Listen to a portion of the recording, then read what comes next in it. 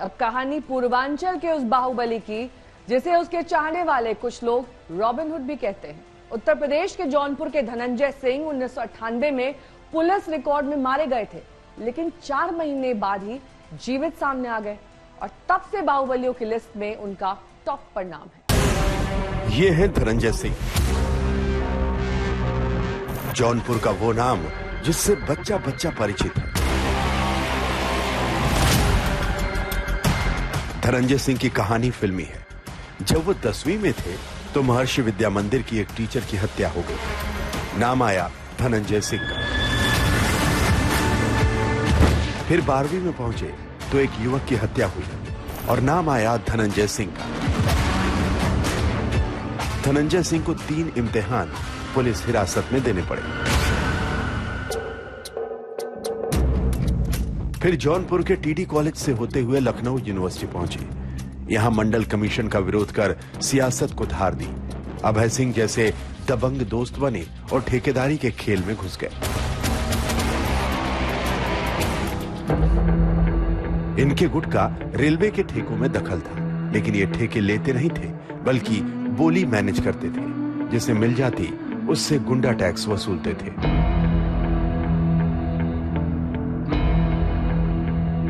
और फिर 17 अक्टूबर 1998 का दिन आया जब भदोही मिर्जापुर रोड पर एक एनकाउंटर हुआ और एनकाउंटर के बाद पुलिस ने दावा किया कि धनंजय सिंह मारा गया, लेकिन 4 महीने बाद ही धनंजय सिंह प्रकट हो गए और इस फेक एनकाउंटर में 30 से ज्यादा पुलिसकर्मी सस्पेंड कर दिए गए थे।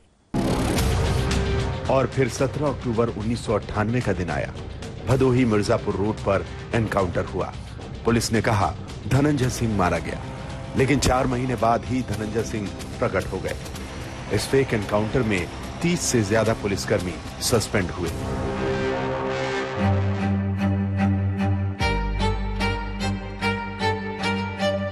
धनंजय सिंह को अब सियासी खेल का चस्का लगा।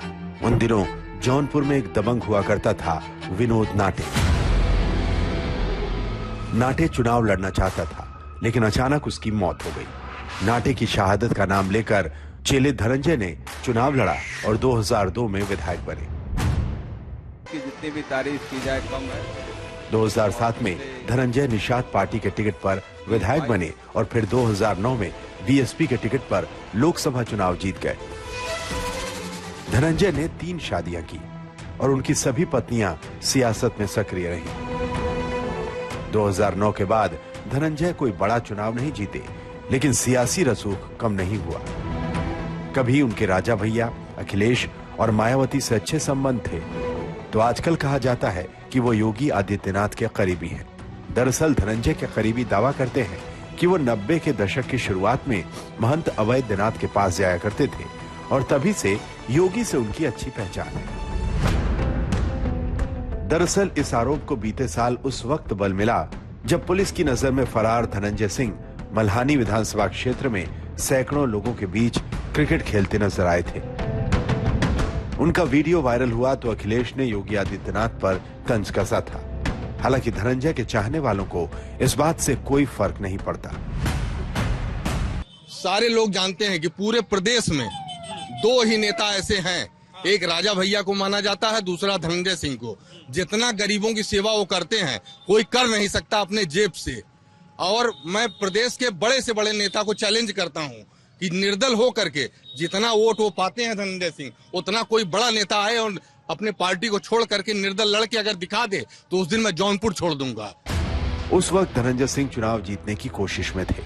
चुनाव से पहले वो खूब इंटरव्यू दे रहे थे और अपने दिल की बात कह रहे थे। मीडिया के साथ ही हमारे जो भी नाम आप नवाज दें, बाहुबली कहें, डॉन कहें, माफिया कहें, जो भी कह रहे हैं आप किसी को, वो सब आप लोगों के सब।